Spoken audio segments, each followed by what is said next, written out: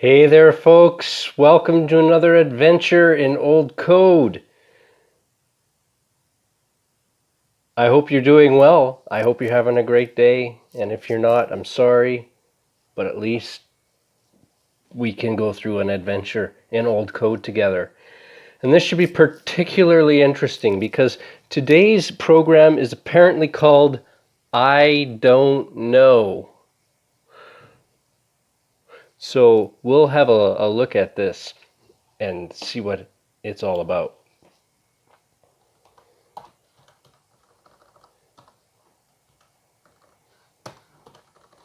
I don't know.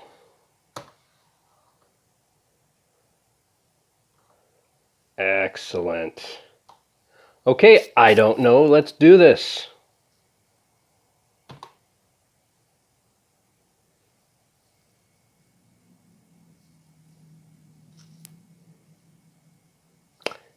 Okay.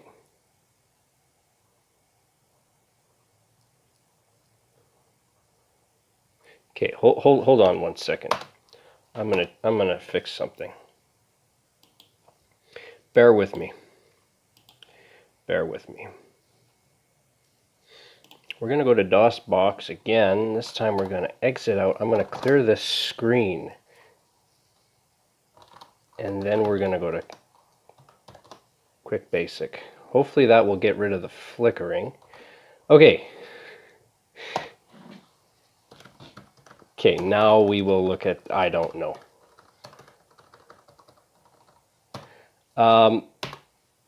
Okay, so I've got two circles here, and I was able to move one of them.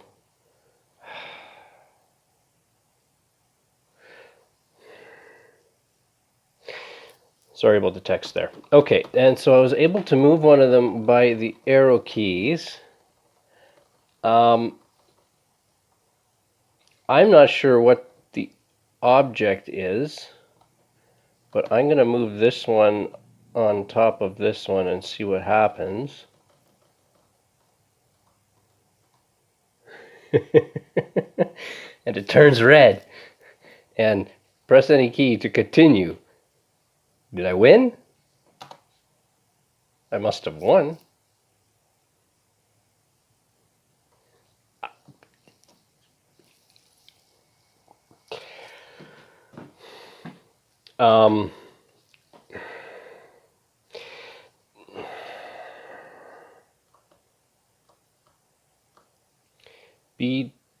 Okay, let's go through this. I don't know what the point, and maybe that's why I call this I don't know, because clearly, I mean, I still don't know. Okay, dim LRUDA as strings. LRUD, left, right, up, down. That's what that says to me. A, I have no idea. Random number generator, screen 12.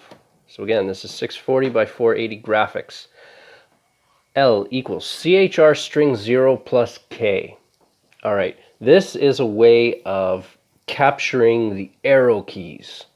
So an arrow key doesn't have an ASCII code per se. If you recall ASCII characters, there were 256 of them, and they're actual printable characters.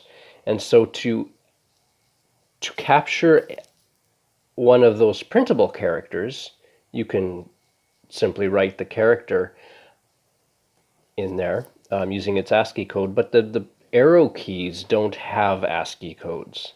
And so I believe these are predefined for QBasic only. Let's have a look. ASCII character codes. So you get this chart. It's very nice. The help file in QBasic is actually really simple to use and very informative. These are your characters.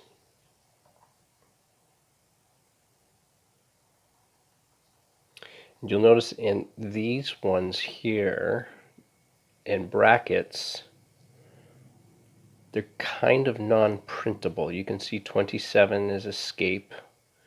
We've used that. The 32 is space. We've used that before. Enter. is 13. CR means carriage return. But there's no back button. No arrow keys. So I'm not sure where I got this information.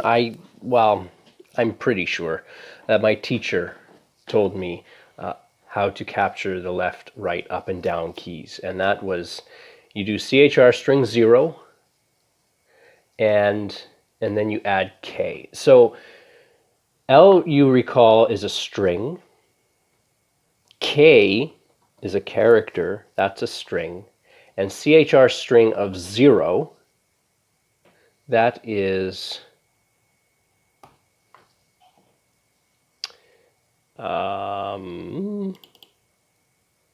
it's null. So 0 is the null character. It doesn't actually do anything or mean anything, but what it does is it lets you, we're essentially defining a button whose code is a combination of two codes, the null code and the K. And when those two get together, QBasic interprets that as the left arrow button. Similarly with M, H, and P, I'm not sure why these characters, M, H, and P, and L, they're on the keyboard, they have no... The only thing that they all share in common is that they're typed with the right hand. I don't see them in a nice arrow pattern or whatnot, so I don't know. But that's how you capture the input for LRUD. Sorry, that's how you define those buttons. So we'll use that later. Randomized timer, as always, X 320, Y is 240. Now because we're in screen 12, this is dead center in the middle of the screen. It is a 640 by 480 screen resolution. X2 is a random number between 1 and 560 plus 39. Y2 is a random number between 1 and 400 plus 39. So here is my interpretation. X and Y are your coordinates for your circle that always apparently appears in the very middle of the screen. X2 and Y2 are the coordinates of a second circle, which is somewhere randomly somewhere else on the screen. And the reason I am adding 39 to the coordinate is so that I make my minimum distance from the edge 39. Okay? Because if if my random coordinate was very near the edge of the screen, then my circle would go off the screen, and I didn't want to do that. Looks like I used 39 because I figure, well, 20, you see my circles are radius of 20.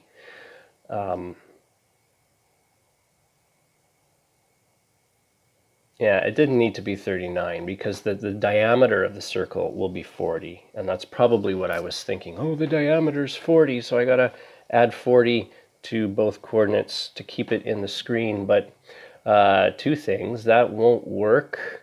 That'll only work when you have really low values for X and Y. Oh, I was going to say, but it won't work for high values. But look, I didn't choose values. The maximum value for X2, that random number, only goes up to 560. So there's a built-in 40 or 39 pixel buffer around the entire edge of the screen. And my circle is going to be a radius of 20, so it will very easily fit. I probably wanted to just say plus 19 here instead of 39, because that would still give room for the 20 radiuses, 20 units of radii. That's not even a phrase, whatever. Anyway, one circle goes to the middle of the screen, the other circle randomly somewhere else. Both are bright color 15.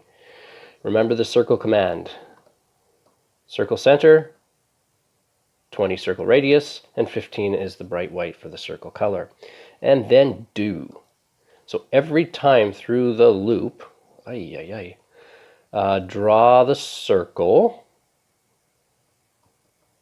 XY, which is the one in the center of the screen. Just draw it. Keep drawing that circle. Always draw that circle. Okay?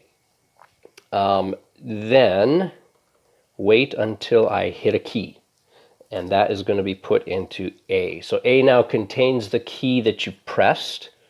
Okay, and I'm going to uppercase it. Then I'm going to set the turn on the pixel. The pixel XY, which would be the circle center, which is right in the middle of the screen. And that I'm turning that to color C. Now I'm pretty sure I've never seen C before. Okay, so C is 0, so this puts a black pixel in the center of the circle, which is at the center of the screen. So it does nothing. And then you draw the circle at the center of the screen,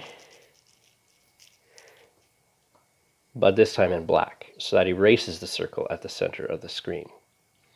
So up until this point, I've drawn the circle, waited for a key press, put a black dot in the center of the circle, and erased the circle. Okay.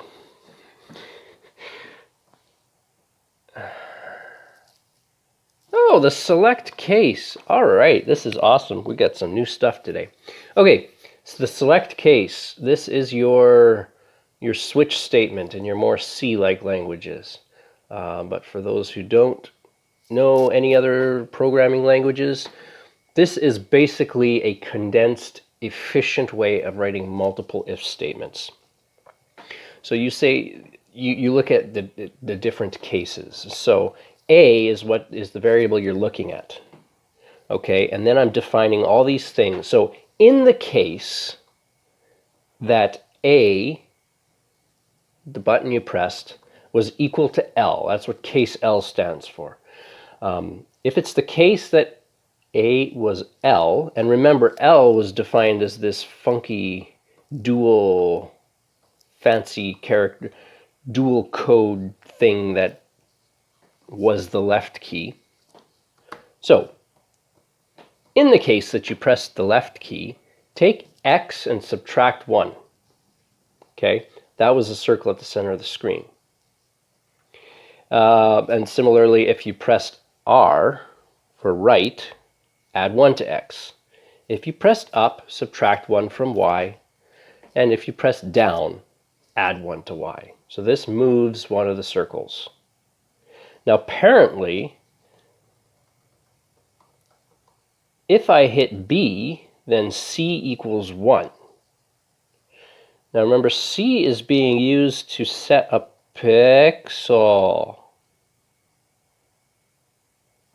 C is the color of that pixel in the center of that circle. Okay, so if I hit B, then set C equals to 1, which is a dark blue color. If I hit W, set it to 15, that's white. If I hit G, then set it to 2, which is green. Okay, okay. And if I hit Y, set C equals 14, which is yellow. And if I hit space, so I could have said CHR string 32 here, or I can just test it for the actual character, the space character in quotations. If I hit space, then C equals 0. Okay, that tells me I can at any time press B, W, G, or Y, or spacebar, and that will change the color of the center pixel of one of the circles. Okay, if X is greater than 600, then X equals 40. If X is less than 40, X equals 600. Okay, yep, if Y is greater than 440, Y equals 40. If Y is less than 40, Y equals 440. So if you've gone to the edge of the screen and X is greater than 600, what you're going to do is X is now 40. You're going to jump all the way to the other side of the screen. What this creates is a wraparound effect. So as you keep going, I'll show you. And up and down similarly. And then you're going to set the pixel at that first circle in the center of the screen, the color of C, and loop until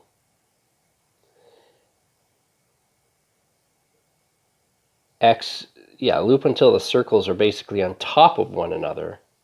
And once they're on top of one another, draw the circle again, but this time color 4, which is red, and be done with it. So it looks like the circle that first appears at the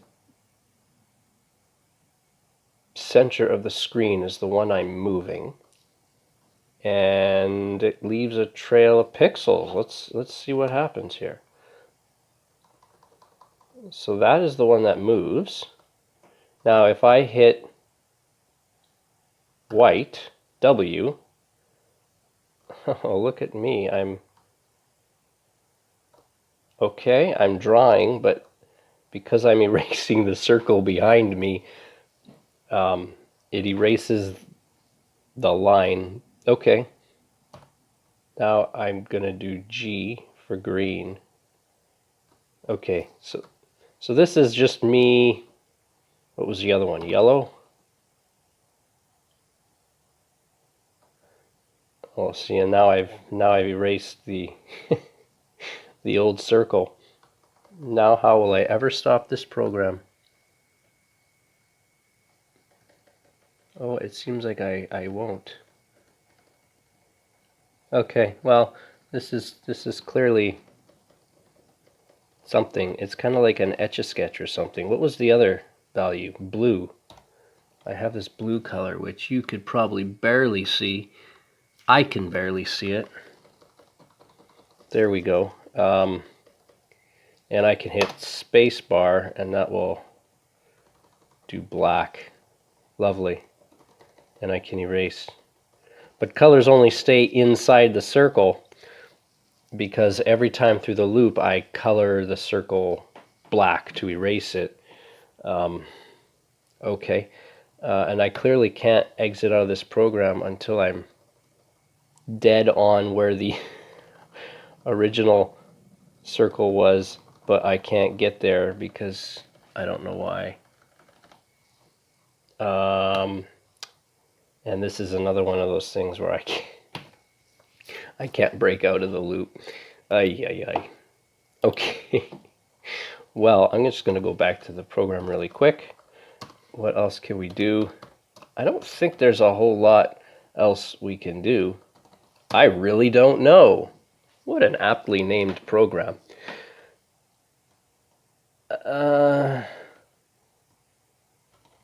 You know what I'll do here? I'll add a case, another case.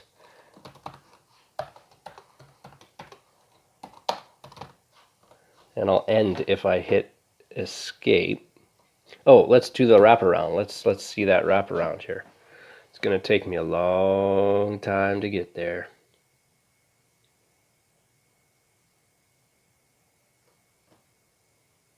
Oh, so it's not the most wonderful wraparound. It's an instantaneous transport. Woo!